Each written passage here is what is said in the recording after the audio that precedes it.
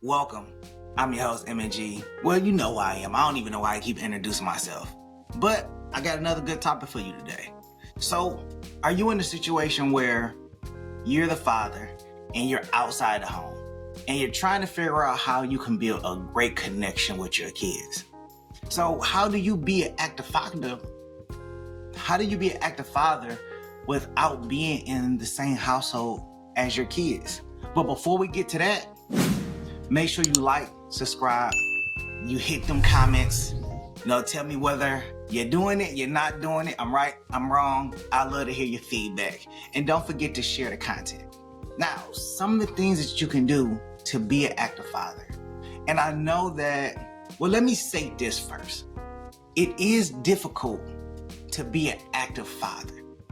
It's not easy being an active father when you have to pay child support, when your kid's mother is not cooperating.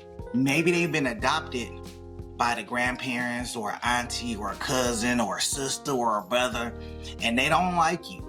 And they're giving you the flux, they're giving you the blues, and they flexing their muscle because they have the strength.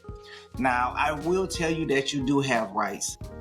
Depending on what the city, the county, the state, and everything, you do have rights. Now, these are some strategies that you can use to build an effective connection and communication with your kids when you're not in the household.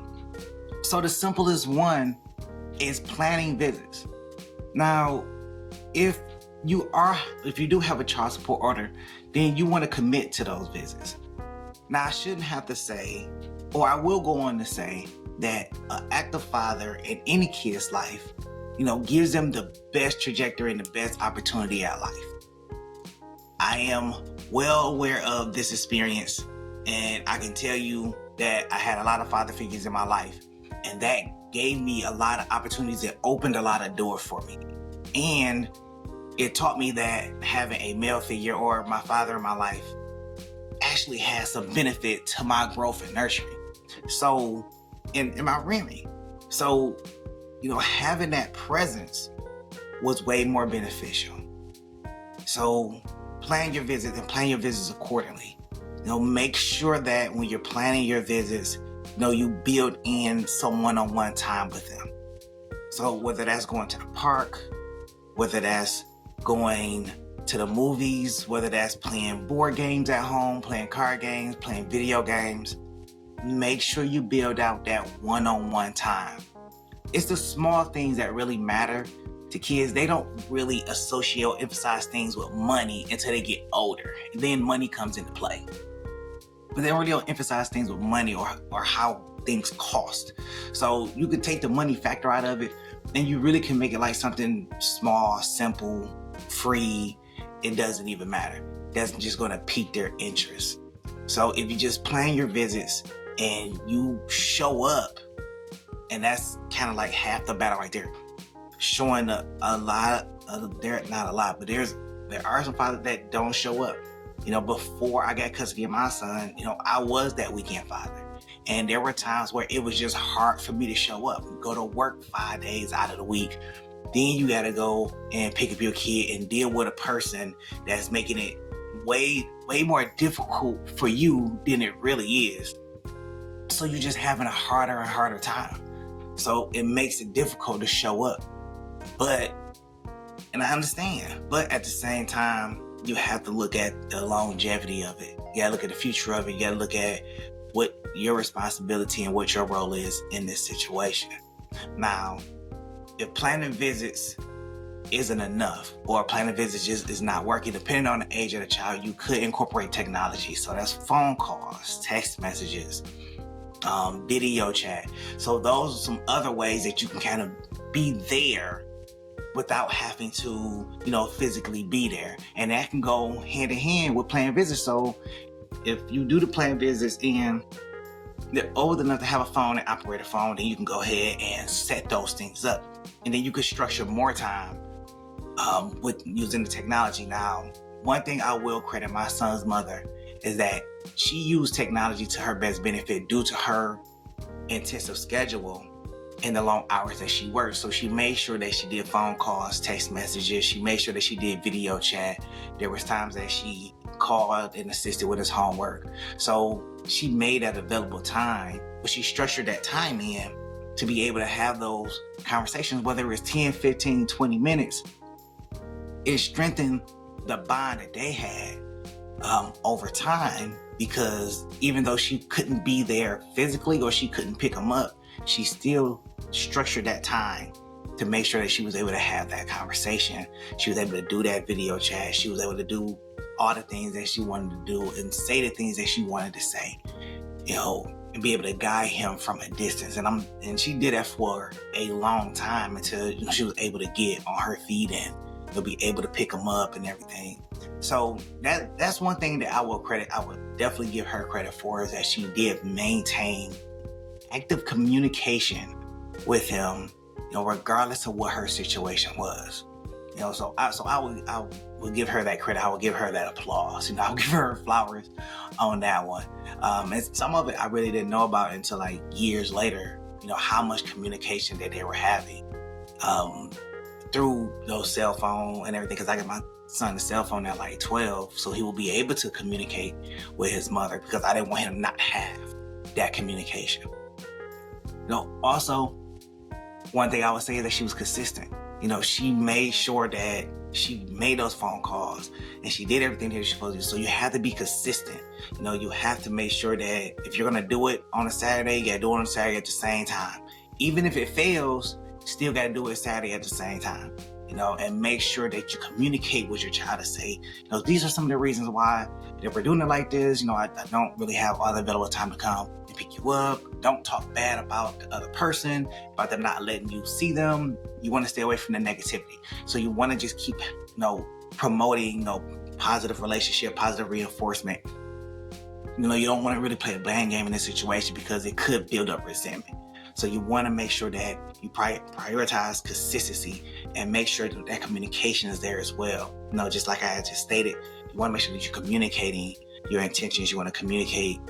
You don't want to communicate anything negative, just positive reinforcement. Continuously be positive and more positive about the conversation that you're having with them. Focus on other things and don't focus on what this person is doing, what that person is doing. And the other thing is that I want to tell you is that you want to make sure that you prioritize privacy.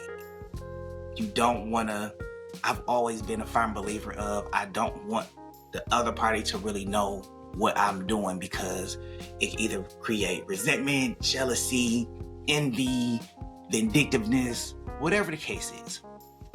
You don't want to really be in that same pocket. So the best thing I would say that you should do is just kind of just stray away from it and just don't communicate, whether you're talking to somebody, whether anything is happening in the family. Just keep the conversation very general. What's going on in the kid's life, unless they just ask you a direct question of, how's grandma doing? How's uncle doing? How's auntie doing? How's my sister doing? Whatever the case is, just keep it very general in nature, but don't too overshare, because kids talk. They talk, and when they're under pressure, they talk, and then they can be manipulated into giving more information than necessary, because they want a shiny new toy, or they want this, or they want that. So they're easily manipulated into having these conversations. So when you're having those conversations, make sure you just keep it just very general.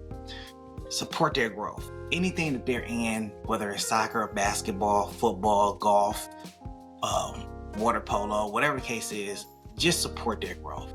Let them go out and experiment. Kids want to experiment. They want to try everything.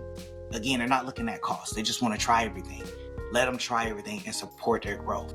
Whether they want to go into gaming, whether they want to do computer engineering, cultivate that talent and just continue to support them in any way, shape, form. Google some stuff for them, send them articles. That stuff goes a long way. My son wanted to go into coding for video games. So he just wanted to go into coding. So I told him, I was like, well, this is what coding looks like. Here are some books on coding. And even though it's a little bit advanced from a little beyond, I still was there to support his dream and support the things that he wanted to do by seeing by giving him the tools and the resources and the information. I even put him in coding classes. So those are a few things that you can go ahead and look at and say, okay, well, let me provide the resources so they can get hands-on experience before actually trying to go into the field and be like, okay, well, this is not something that I want to do or I can see myself doing forever, and they end up changing their mind. So because at that time it'd be like wasted time, wasted resources, wasted energy for everybody. So that's another thing. Just make sure that you're supporting their growth and focus on emotional connection. Now, when you focus on emotional connection, you get an understanding of where they are emotionally and what they're feeling. And once you build that trust, they'll divulge a lot more to you about how they feel.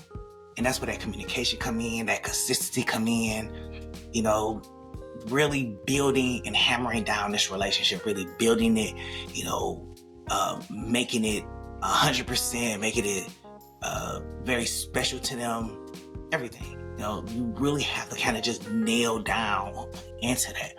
So when you focus on that emotional connection and, being vulnerable, but again, being vulnerable with yourself, who you are, tell your own personal stories and, make sure that it's relatable to them or the situation that they're in.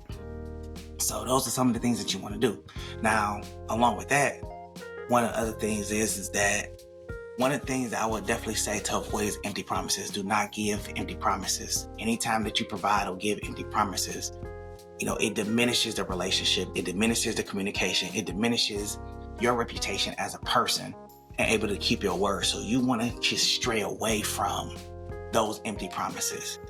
I was given plenty of empty promises when I was a kid, and it was very distraught. It was very bothersome.